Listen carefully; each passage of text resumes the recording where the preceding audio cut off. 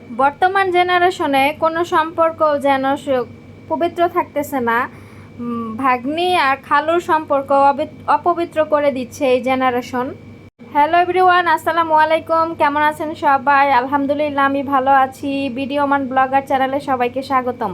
আমি মিম চলে আসলাম আপনাদের মাঝে আরও একটা নতুন ব্লগ নিয়ে। তো ব্লগের শুরুতেই দেখতে পারতেছেন যে ফয়সাল এখানে দাঁড়ায় আছে, আর আমার বাসার উঠানে দুনিয়ার বাজার, এই বাজার আমার ম্যাডাম মাত্র নিয়ে আসছে। আনার পরে আমি গাড়ি থেকে নামাইছি, নামানোর পরে এখানে রাখছি। এখন এখান থেকে আবার রান্নাঘর পর্যন্ত আমাকে নিয়ে যেতে হবে। আজকে আমাকে বাজারটা আনার সময় ফয়সাল একটু হেল্প করে নাই, তো আমি এখানে ট্রলিটা নিয়ে রেডি করে রাখছি। তো ভাবলাম যে আপনাদের সাথে ব্লগটা এখানে শেয়ার করি। আর এখন হচ্ছে বিকালবেলা, দেখা যাচ্ছে বাহিরে এখন বাজে সন্ধ্যা 6টার সময় যেন মনে হইতেছে বাহিরে আগুনের ঢালতেছে, বাতাস ঢালতেছে। তো বাজারগুলো রান্নাঘর নেওয়া যাওয়া পর্যন্ত অবস্থা একদম আমার অবস্থা রয় নাই। তো যাই হোক, এখানে আমার ম্যাডামে কি কি বাজার নিয়ে আসছে সেটা আমি আপনাদের সাথে শেয়ার করতেছিলাম। তো এখানে অনেক রকমের সবজি, যারা আরবিরা যেসব খাবার খায় তা সেগুলাই নিয়ে আসছে আমার জন্য। দেখেন, মনে হয় আধা কেজি কাঁচামরিচ নিয়ে আসছে আর ভেন্ডি নিয়ে আসছে। তো আমি কি কি নিয়ে আসছে আপনাদের সাথে শেয়ার করি, আপনারা দেখতে থাকেন। আর বর্তমানে যে একটা ভাইরাল নিউজ, যে ভাগ্নি আর খালুর সাথে যে একটা সম্পর্ক হয়েছে, সেই সম্পর্ক নিউজটা দেখে মানে হতবাক হয়ে গেছি। এইরকম ঘটনা আমাদের দেশে আরও অহরহ ঘটে, কিন্তু আমরা কিন্তু সব কিছু এগুলো আমরা দেখি না। যেটা নিউজে প্রকাশ করে সেটাই হয়তো আমরা চোখের সামনে আসলে দেখি।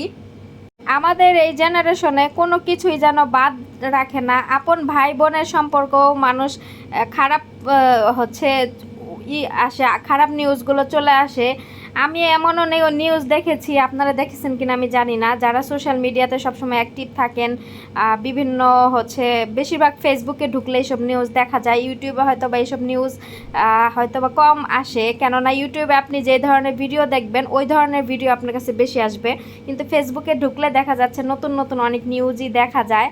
তো আপন ভাই বোনের এক সম্পর্কে আপন ভাই বোন বিয়ে করছে, আস্তাগফিরুল্লাহ, আল্লাহ সবাইকে হেদায়েত দান করুক।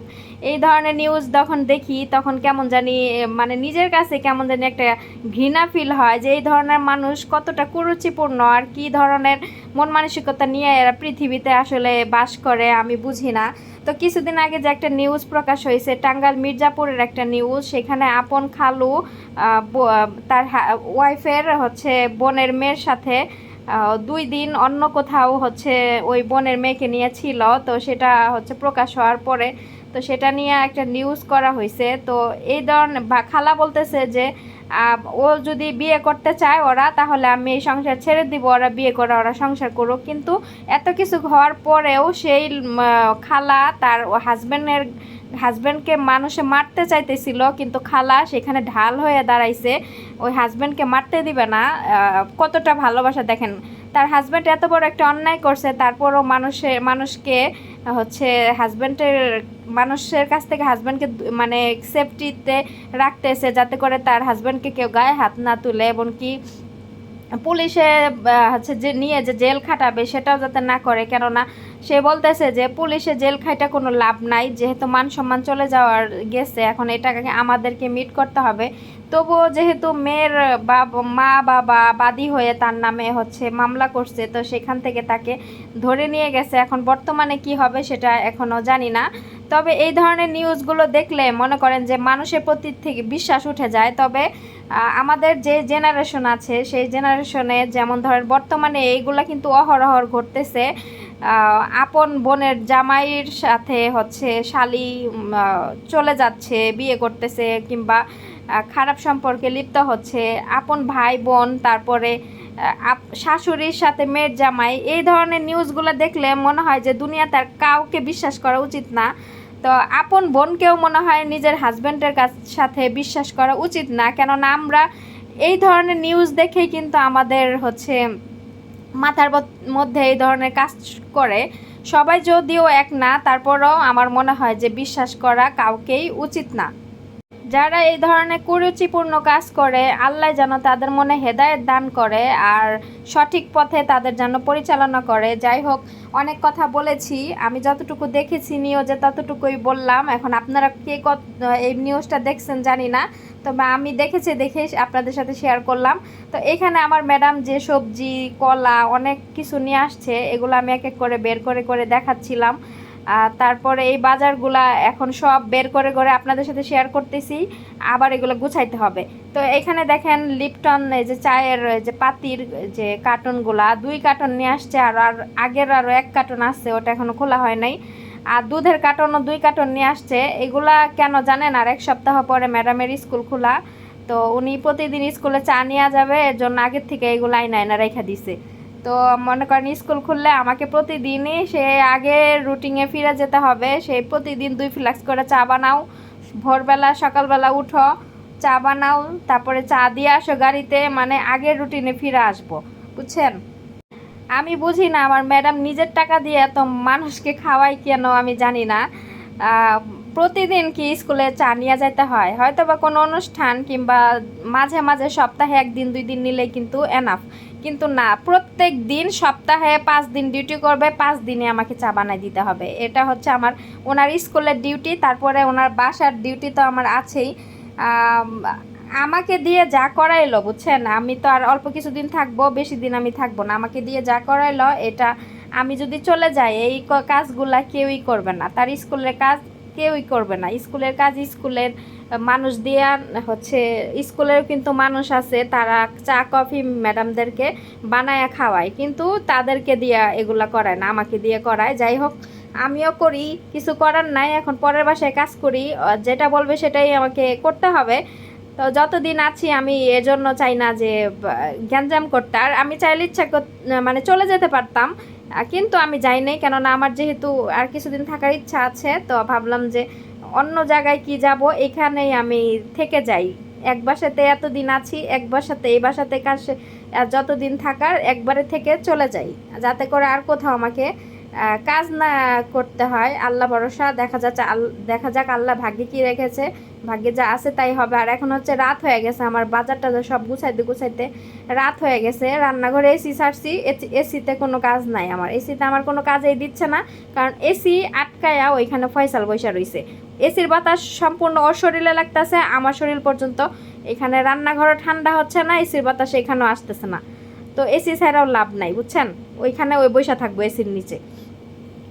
তারপরে তো আমি টমেটো পেস্টগুলা ফ্রিজে কার্টন থেকে ঢাইলা রাখলাম। এখন আমার ম্যাডাম এই যে কেরি নিয়ে আসছে, ওই বলে এটাকে জুবনে বলে, তো যে এটা নিয়ে আসছে, এটা দিয়ে আমার ম্যাডাম স্যান্ডউইচ খায়। তো এগুলো আমি জায়গায় গুছায় রাখতেছি। আর ম্যাডামরা এখনও আসে নাই, ওনারা আরও বাজার নিয়ে আসছে, পরে অনেক বাজার এগুলো আবারও নিয়ে আসছে। তো যাই হোক, আমার ম্যাডামরা এখন আসে নাই। ম্যাডামেরা আমাকে বাজার কতগুলো নামাই দিয়া তারপরে উনি হচ্ছে চলে গেছে করতে, আবারও খাবার কিনা অর্ডার দিছে রেস্টুরেন্টে, রাতের খাবার, ওগুলো আনতে গেছে হয়তো বা। আমি যখন এখান থেকে চলে যাব, হ্যাঁ, আমি চলে গেলে ওনারা অন্য জায়গা থেকে লোক নিয়ে আসে কাজ করাইতে পারবে, কোনো সমস্যা নাই, টাকা দিলে লোকের অভাব নাই, আর কাজ জানলে কাজেরও অভাব নাই। তেমনি কিন্তু টাকা দিলে যেমন লোকের অভাব নাই, তেমনি ওই রকম কাজ নিজের বাড়ি মনে করে কাজ করার লোকের অভাব অনেক আছে। আমি যেভাবে কাজ করি এইভাবে তারা, আমি একদম গ্যারান্টি দিয়ে বলতে পারবো, আমার মতো কাজ জীবনও অন্য কেউ এসে এখানে করবে না, আর ওনারা আমার মতো লোক জীবনও পাবে না, একদম গ্যারান্টি দিয়ে আমি বলে যেতে পারবো। এমনি আমাকে তারা 1 মাসের জন্য 2 মাসের জন্য বাংলাদেশে যাই, এমনিতেই তারা আমাকে মিস করে না, এমনিতেই তারা আমাকে প্রতিদিন মেসেজ করে না। যদি আমার কাজকর্ম আমার কোনো কিছু ভালো না হইতো, আমি নিজেকে যদি অসুস্থ মনে করি, আমার যে শরীর আজকে ভালো লাগতেছে না, তবু আমি মুখ ফুইটা বলি না যে আমি আজকে অসুস্থ, আমি আজকে রান্না করতে পারবো না, কিন্তু কাজ করতে পারবো না। আমি জীবনেও এই কথাটা বলি না। আমার কষ্ট হইলেও আমি কাজ করি, এখানে কাজ কোনো দিন আমি বন্ধ দেই না, কারণ আমি মনে করি আমি যদি কাজ বন্ধ রাখি তাহলে পুরা পরিবারটাই মনে করেন যে একদম হয়ে যাবে। মনে করেন আমার উপরেই সব চায় থাকে, আমি রান্না করব, আমি কখন কি কি খাবে রান্না করব, কখন কাপড় চোপড় ধুয়া দিব, এই জিনিসগুলো সব কিছু প্রতিটা জিনিস আমার উপরেই থাকে। যেমন ধরেন ওই দিন আমার কফিলে গ্যাস আইনা দিছে, গ্যাসের বোতল গেটের সামনে রেখা চলে গেছে, আয়না গ্যাসটা ভিতরে ঢুকায় আর লাগাইও দেয় নাই। ওই গ্যাসটা ওই গেটের সামনে থেকে আনলাম, আয়না গ্যাসটা আমি সেটিং করলাম, তারপর আবার রান্না করলাম। তাইলে এই কাজগুলো আমি যদি না করতাম তাইলে ওনার করতে হতো না, সব কিছু আমার ভরসায়। তো যাই হোক, এখানে যে মুরগি দেখতে পারতেছেন, ওই ডিপ ফ্রিজে হচ্ছে আমার কফিলে যে মুরগি আনছে ওইটা, ওইগুলা আর এইগুলো আমার ম্যাডামের মুরগি। মানে দুপুরে আমার কফিলে যে মুরগি আনে সেটা রান্না করি, আর রাতের বেলা যে আমার ম্যাডাম যদি কোনো দিন মুরগি দিয়ে কোনো কি খাবার রান্না করতে বলে তাহলে আমার ম্যাডামেরটা রান্না করি মুরগি। এই জন্য আলাদা আলাদা রাখতেছি। আমার ম্যাডাম বলছে আলাদা আলাদা রাখতে, যাতে এই মুরগিগুলা ওনার হাজব্যান্ড না দেখে। ওনার হাজব্যান্ড যদি এই মুরগিগুলা দেখে তাহলে উনি যে মুরগিগুলা নিয়ে আসছে ওগুলা শেষ হইলে বললে আর মুরগি আনবে না, কেননা উনি মনে করবে ফ্রিজে মুরগি আছে, এই জন্য। তাই আমার ম্যাডাম বলছে যে আমি যেগুলো আনছি ওগুলো আলাদা ফ্রিজে রাখার জন্য। তো আমি আমার ম্যাডামেরগুলো আলাদা ফ্রিজে রেখে দিছি। আমার কাজকর্ম গুছানো হয়ে গেছে। তো আমি এত বাজার টাজার গুছাইয়া রুমে আসছি, এসেই তাড়াতাড়ি করে ফ্রেশ হয়ে নিয়েছি, কেননা আমার অবস্থা খুব খারাপ হয়ে গেছিলো আজকে। এত পরিমাণে গরম, সেই বাহির থেকে বাজার রান্নাঘর পর্যন্ত যখন আমি নিয়ে আসি, আমার মনে করেন যে জীবন এলোমেলো হয়ে যায়। প্রতি মাসে আমার এরকম হয়, শুধু যেই মাস তা কিন্তু না, প্রতি মাসেই হয়। আমি এর আগেও আপনাদের সাথে শেয়ার করছি, কারণ এখানকার এত পরিমাণে গরম, আর বাজার আনলেও তো একটা দুইটা নিয়ে আসে না। তো প্রথমে যে বাজারগুলো নিয়ে আসছে আমি দেখাইছি আপনাদের, পরে আবার আমার বাজার নামাই দিয়ে আমার ম্যাডাম আবার গেছে, যাওয়ার পরে দেখি বড় বড় পানির কার্টন নিয়ে আসছে। 6, 7, 8টা পানির কার্টন নিয়ে আসছে একে। তো ওইখানে হচ্ছে স্কুলে আর এক সপ্তাহ পর ম্যাডামের স্কুল খুলবে, ডিউটি করবে ম্যাডাম। তো স্কুলে প্রতিদিন চা বানিয়ে নিয়ে যাবে। তো চা বানাইতে যে পানিগুলো আমি ব্যবহার করি বড় বড় ফ্লাক্সে, বোতলে, তো ওই বোতলের মানে একটা বোতল দিয়ে হচ্ছে কি বলে এক ফ্লাক্স চা হয়। তো ওই বড় বড় বোতল কিনে নিয়ে আসছে। পরে রান্নাঘরে আমার হচ্ছে অর্ধেক কাপ গুছানো হয়ে গেছে। পরে আর দেখি আমার ম্যাডাম আবার ওই পানির কার্টন, ডিম, তারপরে রাতের খাবার এগুলো নিয়ে আসছে। পরে আবার আমাকে গাড়ির চাবি দিছে এনে।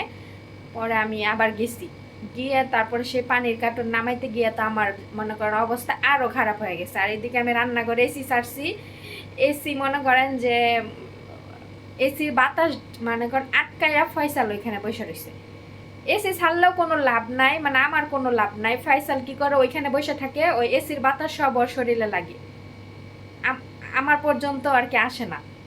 তো আমি ঘাইমা টাইমা একদম অস্থির হয়ে গেছিলাম। পরে যাই হোক আল্লাহর নাম নিয়ে সব এগুলা গুছাইছি। গুছানোর পরে কার্টন মাটন সব, আইনা পানির কার্টন এগুলা সব জায়গায় রাইখা বাহিরে গেলাম, ময়লা ফেললাম। ময়লা ফেলে তারপরে যে রুমে আসছি, এসে একটু জিরাইয়া তারপরে ফ্রেশ হয়েছিলাম। তো ভাবলাম যে আপনাদের সাথে একটু কথা বলে এখন খাবার খাবো, খেয়ে তারপর ঘুম দিব।